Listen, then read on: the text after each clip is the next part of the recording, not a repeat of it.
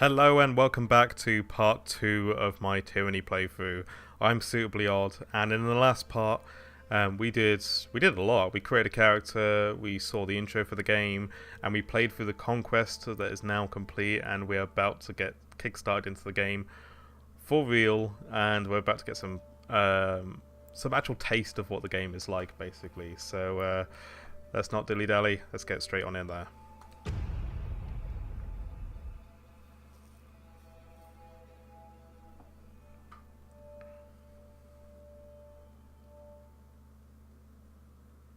The year is 431, and Kairos' invasion has shattered all major opposition in the tiers. The Younger Realms, the Bastard Tier, the Free Cities. All who defied Kairos lay broken by battle, or bowed in surrender. The two armies of the Overlord, the Disfavored and the Scarlet Chorus, now control our lands. But our will is not yet extinguished. Not entirely. In the valley of Vendrien's well, those of us unwilling to bow to Kairos have banded together in defiance. Violating an oath of surrender from 2 years prior, we have staged a bloody uprising, murdering the Disfavored and Scarlet Chorus garrison in a midnight assault. With their main forces spread across the tiers, the Disfavored and Scarlet Chorus redeploy to Vendrien's well to crush the resistance, but months pass with no definitive battle.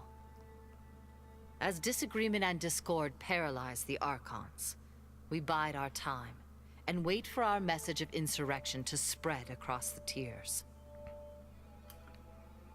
The Overlord is not amused, and Kairos has one message for the Archons: crush the Oathbreakers or die.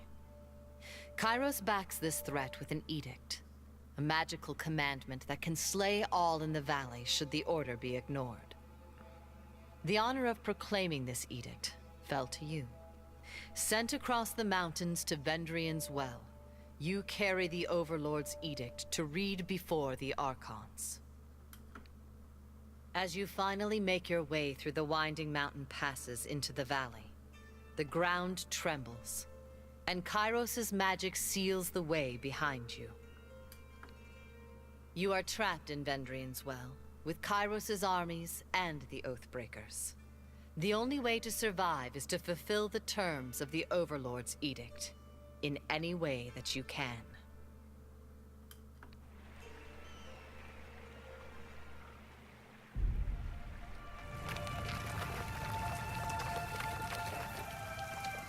So, here we are, we're in game.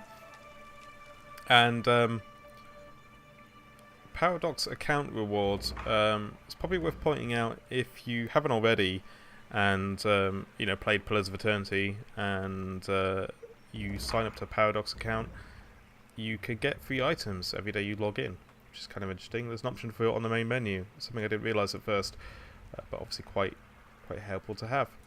So, our armies have swept through the tiers. We have defeated everybody. However, this group in Vendrien's well that actually surrendered to us 2 years ago have now staged an uprising. So before the credits have started to roll, it looks like somebody's kicking up a bit of a fuss.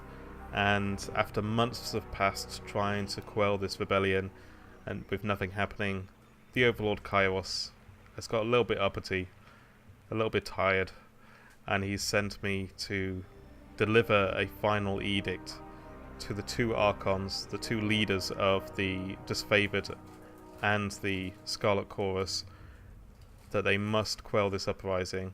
They must control, I think it's a Citadel, and because if they don't do it by the Day of Swords, which I think is the end of this month, then we all die. Everybody in the valley dies, and we're on the wrong side of this wall for that to happen. So here's our character. I'm not going to go through all of the tutorial messages that come up. and I won't explain everything. I'm guessing you're either familiar with the game, or if you would like to know more, we can do tutorial videos separately from this. So please, post questions in the comments if you're unsure about anything.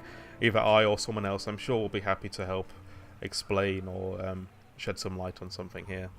So, we've got someone waving at us here, Aurora. She is a member of the Disfavored. Let's go and have a chat to her. She says, Kairos the Overlord be praised. When I heard the avalanche, I feared the valley was sealed with you on the other side. So it's telling us about conversations here. I'm just going to turn it off for the moment. Basically, it mentions about the fact that you can see what their allegiance is. The Disfavored warrior claps her gauntlet to her breastplate, the traditional suit of her legion. The commander wouldn't say why the governor of Lethian's Crossing would be coming, but since we have no forges here, I imagine you're here to knock some sense to the voices of Nerat. She catches herself, clearing her throat with a smile. I mean, mediate with the Archons, so that we might agree on a plan to wipe out these Oathbreakers.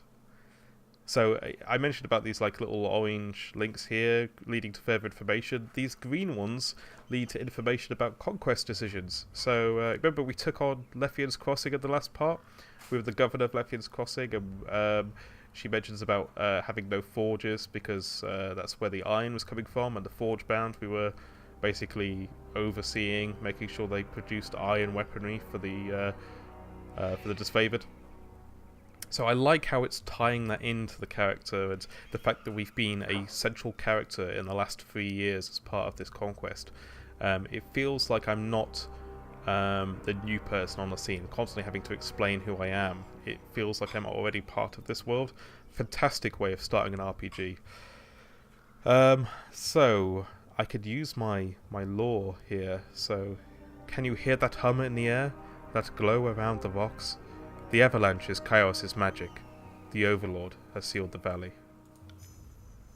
You gain 16 lore skill experience. So by using these support skills, by carrying out certain actions using skills, you actually gain further skill points in those particular areas, allowing you to get better at it and hopefully pass more tests and have more options available to you.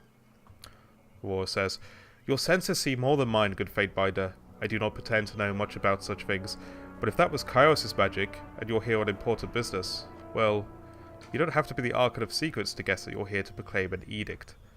What does Kairos have in store for the enemy? 10 years of festering plague? An edict of twisted bones? I've got a few options. I don't know if I should just tell the first soldier I come across what their thing is. This is...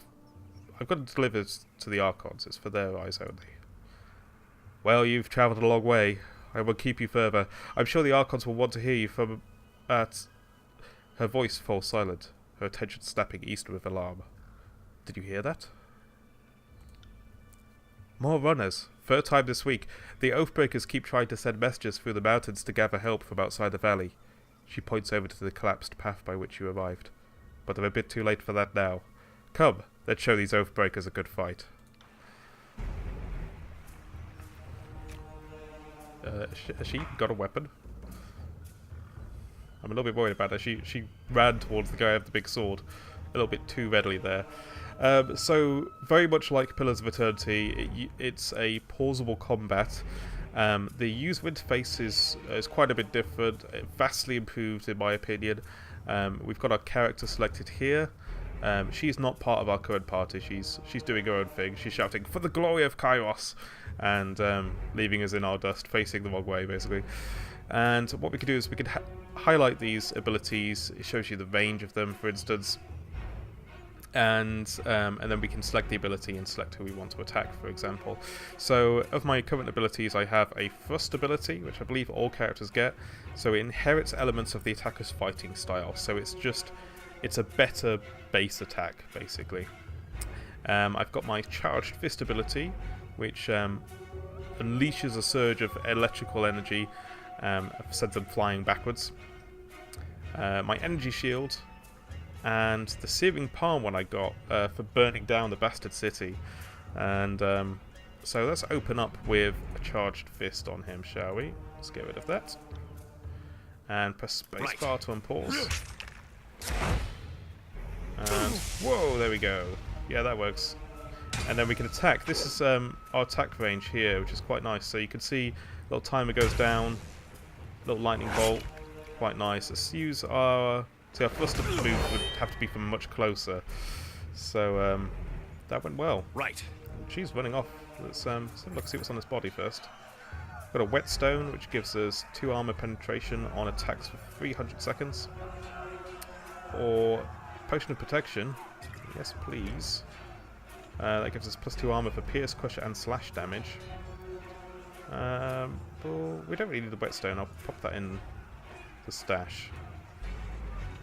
I think I actually put both in the stash, but never mind. Here she is. The avalanche has us blocked. Think you could fit through the rubble? So you get these little action icons here that appear when you get next to them if they're pertinent, or if you press and hold tab, it highlights things such as bodies, containers, etc. So let's click on this. See, we have 2 options here now. We have, so it says a rock slide blocks the path ahead. You can squeeze through a narrow gap between the stones, or you can attempt to push one of the boulders out of your way. So squeezing through the gap, but to move the boulder we need 30 athletics, which we don't have. So we can only squeeze through the gap. Now, if we could move this boulder, what it would do is it would actually roll it onto this person here, which is obviously takes one of them out instantly for us. So I'm squeezed through, press space to pause the combat, and I am going to I'm going to open up that charged fist again. That's puts a bit of distance between us. And then I might follow up with that searing palm. See, they immediately ran back and they bounced off the wall anyway, so haha, that'll show them. Yeah, well, that was quick as well. I got it. We've got a decent attack range here, so we may as well use that to our advantage. This guy's just hunkering down there.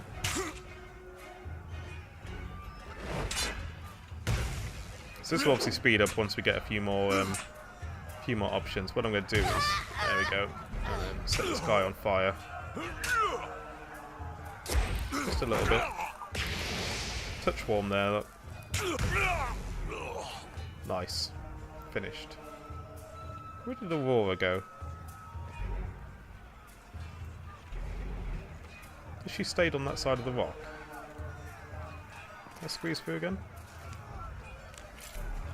She's done a runner, hasn't she?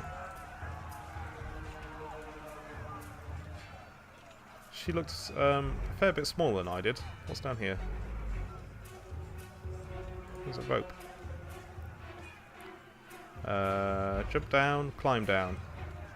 Jumping down, we'd gain a wound. We can climb down with just 10 athletics. Yeah, we'll do that. Oh, is that Aurora there? Did I just miss her? What's she doing? She's hiding from combat. I'm gonna have to have words with her, I think. An abandoned memorial. This memorial has been left to weather the elements for many months and has fallen into disrepair. Resting at the top of the memorial is a small weather-beaten enclosure with a rusted torque inside. So we can examine the torque. The torque possesses a number of small grooves. It otherwise appears fairly ordinary. And we need 35 lore to take it. It says you recognise the corroded bronze torque as a relic of Tearsman folklore. Oh, in that case, I'll have that. We'll take a look at that later. Can we climb back up here? So, Aurora, you kind of showed us where to go and then ran off. What's the deal? We should be vigilant and deal with the remaining Oathbreakers in the pass. Yes, we should, Aurora. Carry on. Okay. Well, her job is obviously just watching.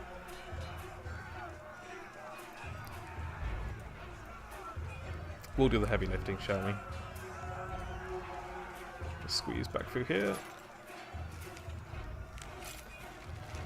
Is there still something on this body? A Sun Soldier's Javelin. Well, it's not really much use to us. There's that torque. So we'll pop that in our party stash. Probably sell or use that later with somebody. And Stone Shield. Don't bother with me. Go down to the pass. Drastus. The soldier clutches his gut and winces. You can see a hint of entrails between his fingers. Eesh. You're wounded, and it's not trivial. He laughs through clenched teeth.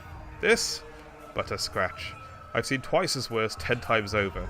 He doubles over in pain, gagging and shivering. Now's not the time to, for fake bravado. Keep hold of your guns then, farewell. If you let me help. I said I'm fine! The soldier moans and shakes his head. Graven Ash protects. You go on and help the others. So let's have a look at this.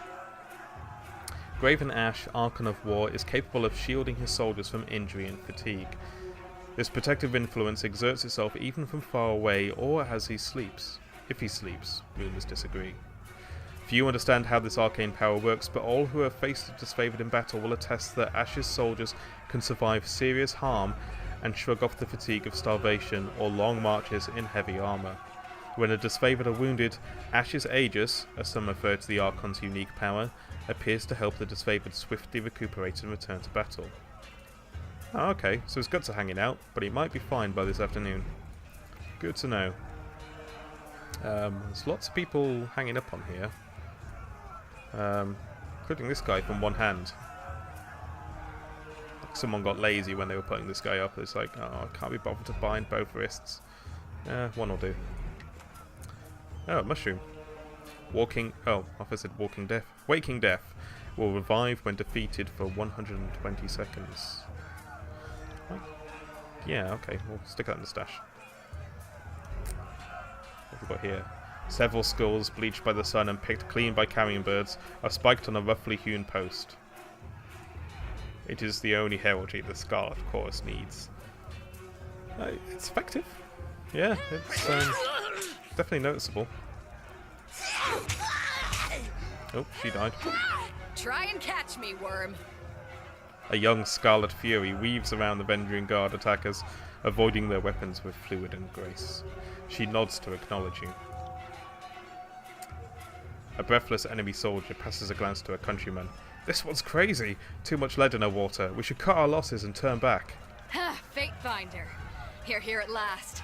Here to join me in putting these cowards out of their misery. She nods to the armed soldiers bearing down on her. Save something for me! For the realm of Apex, charge! The Vendrien Guard level their weapons and advance.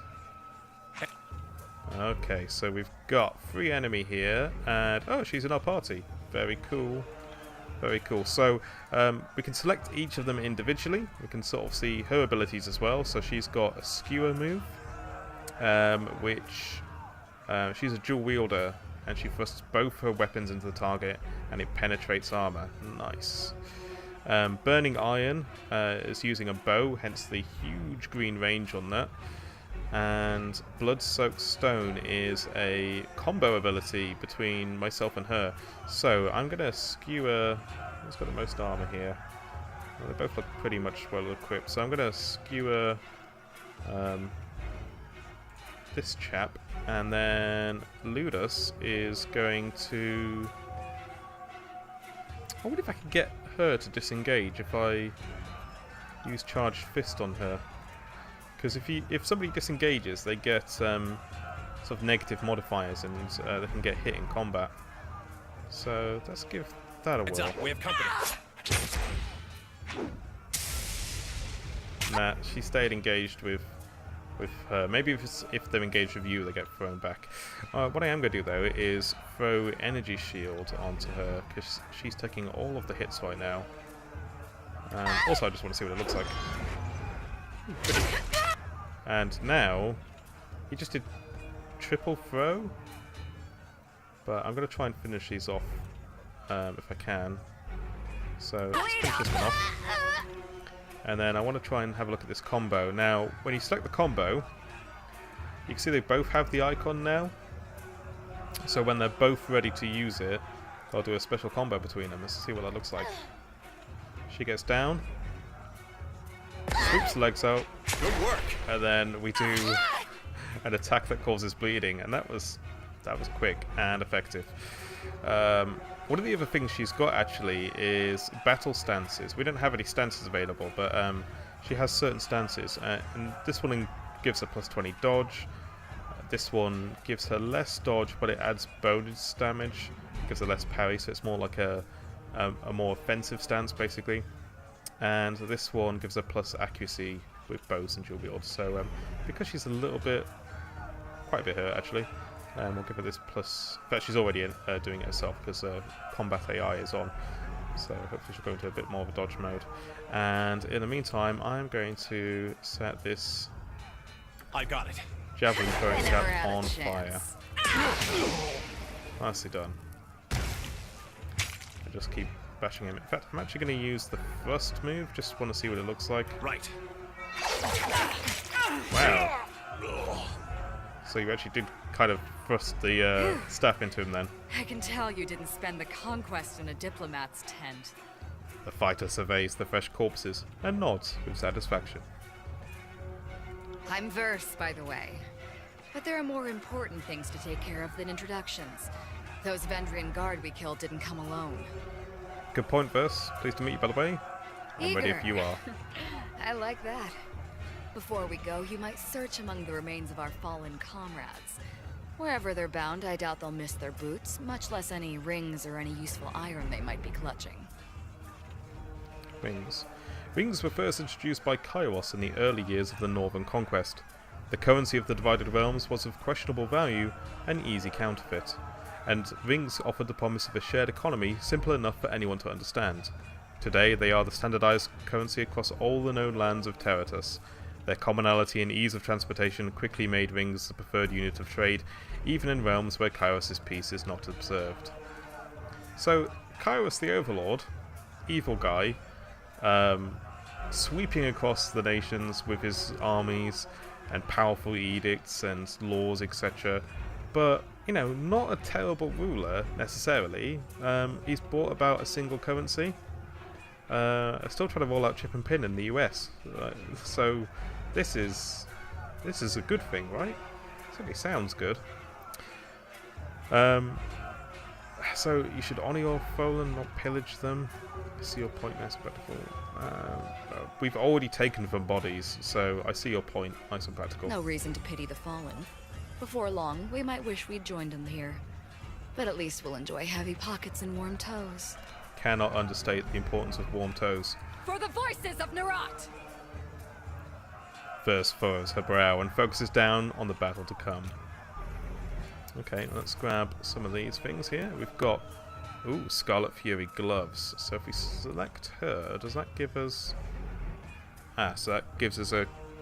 So she has got...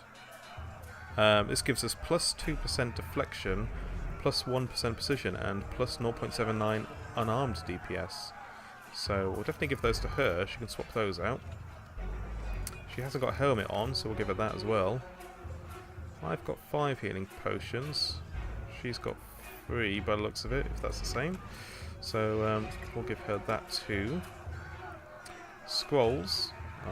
It's for the magical department. Lesser Sigil of Reaching Grasp. I'll take that, thank you very much.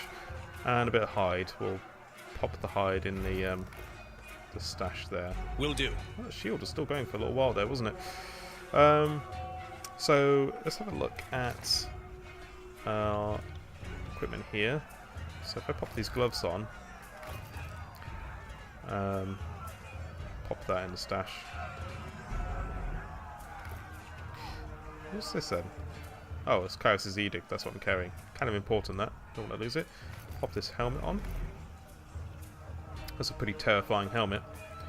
And what have we picked up as well? So we've got, that's the scroll. Oh no, this is what we got with the Paradox account. Blood of the Fallen. 15 meter range. 24 projectiles. Wow. 6 meter radius. Area of effect. Corrode damage. The fringes of this scroll are splattered with blood that has not faded and retains its sickening moisture. So this is an accessory. Okay, it's kind of cool. And what's this? A battle-worn torque. So we can have 2 accessories. What does this give us? +1 vitality. This finery may have once been decorated to the neck of a soldier or noble. It's too aged to tell. Now, do we need the vitality? I think she probably needs a bit. So we'll give it to her. that's quite cool. And we've got the scroll here, and wrought in ruin. One-handed weapon. That is not much better than the other thing she's got, although it's got much better armor penetration. So we might keep that for another ally in the future. And what is this? Lesser healing potion. Lesser healing potions. Can I just add that to there? I can indeed. Nice and tidy. Let's continue. I got it. Down these stairs.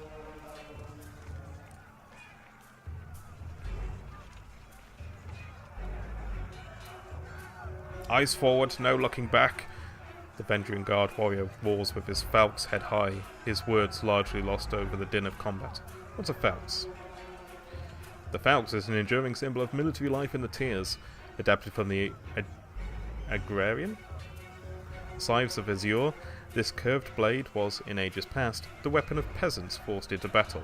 In the last century, the nobles of Apex took a liking to the weapon, and has since become the weapon all serious Vendrien guard warriors endeavour to master. Can we see it? Oh yeah, you can just make out it's like a sword with a curved end. Yeah, that's better there. It's like a sword, and it's got a little curve on the end of it, like a tiny scythe, like a scythe you'd use for a tiny Zen garden. Stand aside, or your funeral will be over the side of the bluff. Seeing you squarely in his path, the soldier points his weapon your way. And they are Oathbreakers. We probably shouldn't be offering surrender, but kind of like being a bit of a smart aleck who's this kind of character. So I applaud your bravery, but I implore you to end this foolishness and lay down your arms. Not a chance. If I surrender, I'm as good as dead. At least we could drag some of Kairos' chosen along our short journey to the void. He's got a point. As he signals his men to charge, the sound of chanting rises from the south, drawing his attention. Scarlet Chorus reinforcements! Hurry! Oh, you can see the swords much better now. This is mocking blaze of the Scarlet Chorus. Run down the Oathbreakers, let none escape. From the red mob of reinforcements from the south, a blood chanter emerges as the head of the rabble, the ornamental crest of her staff pulsing with crimson tones. Signing sigils of magic and wordlessly moving her mouth, the blood chanter scribes a series of spells into the air. A red glow surrounds the Vendrien guard warriors as the chanter's magic worms its way into their minds, blinding them with rage. Hold position, all of you! You there! Keep to the path! The warrior gestures along the canyon trail, but his soldiers turn their attention to the Scarlet Chorus, roaring challenges. No! Don't engage them, we need to run! His orders falling on deaf ears, the warrior reluctantly readies his weapon. Looks like we're fighting! So, we learned about companion combos earlier. Her shield is still up, that's incredible. How long's it got left? Oh, 3.5 seconds. Wow, that's nifty bit of magic though. So this is Tarkus Demos. This is the leader, so he's quite a bit tougher. So maybe we should start with the this. Ooh. That's the blood of the fallen. Rain corrosive blood down upon your foes. That looks pretty major. It says foe area of effect. So I can use it from this range. Oh, okay. I like that. Can I get them all in there? Yeah, sorry, I'm going to have to use this. Is this limited amount of uses then? Because it is an item. Projectiles, 24. Oh, range, 50. Cooldown, 4 minutes, 33 seconds. Oh, that kind of makes a bit more sense. But 5 enemies, it's kind of rude not to, isn't it? Yes, check this out. What's she doing? She's going into Seeking Sheep stance. That doesn't seem ideal, but we'll let her. That, future course. Oh, I love being the bad guy all of a sudden. That's fantastic. Let's take out some of these weaker ones, shall we? Although she is already taking a bit of damage. Tell you what, have a health potion if you can. Oh yeah, she's got it in a thing now, and I will break out the combo on him. Try and get him down, and pop the shield back on her. Damn thing couldn't pierce cloth. I never had a chance.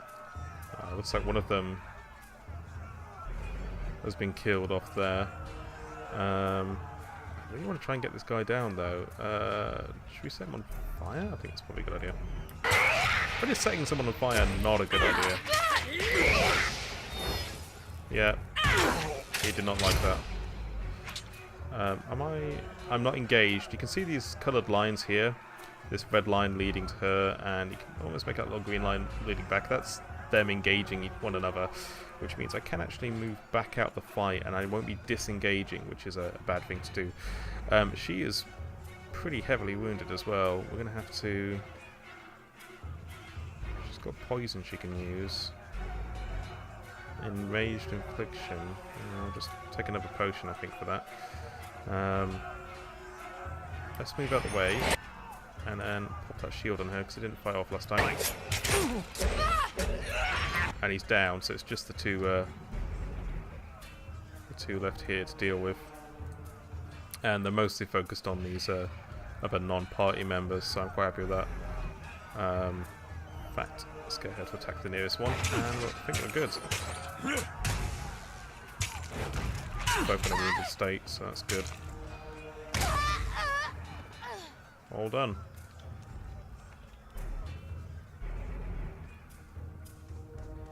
Who's this? Crescent Runner. I'm guessing that's not his name, that's more of a position. Come quick, we have a situation on the cliffside. They have the commander! It's going to be awful if I just start looting people now, isn't it? Yeah, but I'm going to. Needs must. Some broken armor. Can be sold to a merchant as spare parts. Put that in there then. What have we got here? Oh, some more gloves. Oh, that's better for us.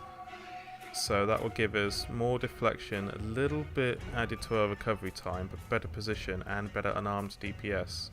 How are they for her though? Oh, can she not use them for some reason? Or are they just the same? Oh, they're just the same.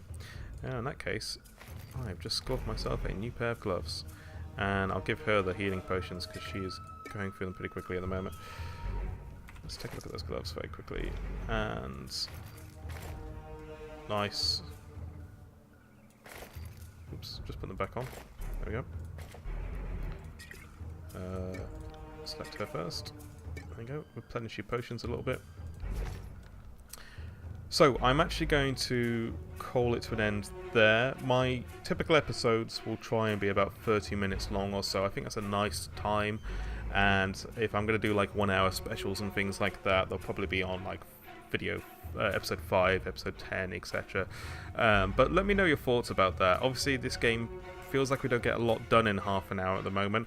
That will probably change once we get through these beginning stages and once we get into the game a little bit further. But for other games, I think half an hour is just fine. But again, you know, I'm open to interpretation. I'm open to comments on this one, basically. So please let me know your thoughts. Let me know if you've enjoyed the video. Let me know if you haven't. And once again, thank you very much. And I'll see you in episode 3.